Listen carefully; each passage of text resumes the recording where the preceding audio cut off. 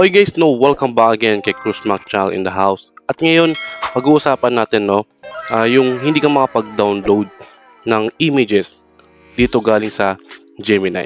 Okay? So may solution ako dyan para sa inyo. Kaya naman kindly please panoorin ang buong video. Siyempre mag-like and subscribe. Siyempre sa mga AI tutorials, dito lang yan kay Cruz Mac Channel in the house. Okay, for first things first guys, siyempre let's say nag-prompt ka dito or nagpapagawa ka ng image. Okay? So let's say for example, for example, generate me an image of Apple character which is yung mga viral ngayon, and then with cute smile. Pero depende naman sa yan kung ano yung prompt mo. Pero ang point natin dito kasi maraming nakaka-encounter nang hindi nila may download. May problema yung Gemini nila. Although yung application nila is updated naman. Okay, nasa latest version naman.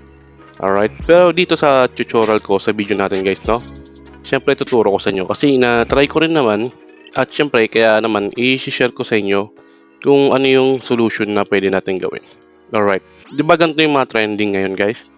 Na mga images or Apple. Okay, syempre ito tinuturo ko yun dito sa ating channel kaya mag-like and subscribe kayo, Marami tayong ipapa-share na information or tips and tricks regarding sa mga AI. Alright?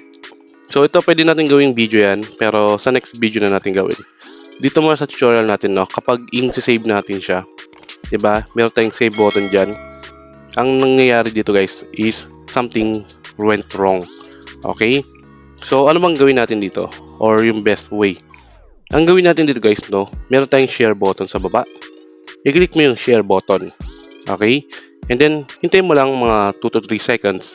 And then, click mo yung copy to clipboard. Okay? Yan. Click mo yan. And then, kapag na-copy mo na, is pumunta ka na sa browser mo or sa Chrome mo. Any Chrome or browser na ginagamit mo. For example, this one, Okay, na-open na yung Chrome natin dito. And then, ngayon, ipipaste mo lang yung URL na yun. Okay? Ng images na galing kay Gemini. And then, click mo yung check button na yan. And then, wait mo lang. And then, maglo-load na yung image dito. Same high resolution. Okay? Siguro may something lang na problema dun sa application natin. Though kasi, let's say, gamit ko is medyo low-end na phone. Siyempre, outdated na rin kaya hindi ma-download. Or something na may problema. Ngayon, pwede natin siyang i-save ngayon.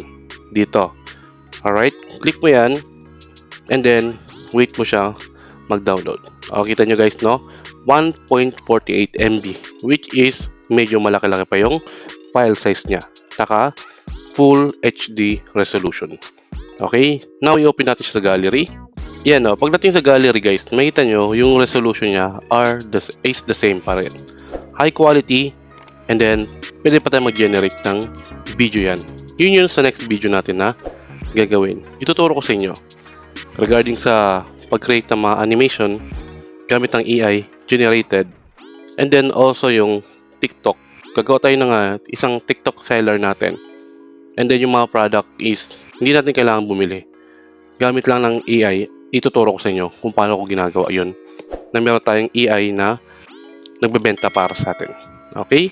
So yun lang guys, again, kindly please like, syempre share nyo na rin itong video natin. Okay? Kung nakatulong sa inyo to, yun lang naman. Alright, so yun naman Cruz Mac Channel in the house. Abangan ko sa ibang video. Out muna. Cheers and see you sa next video. Salamat.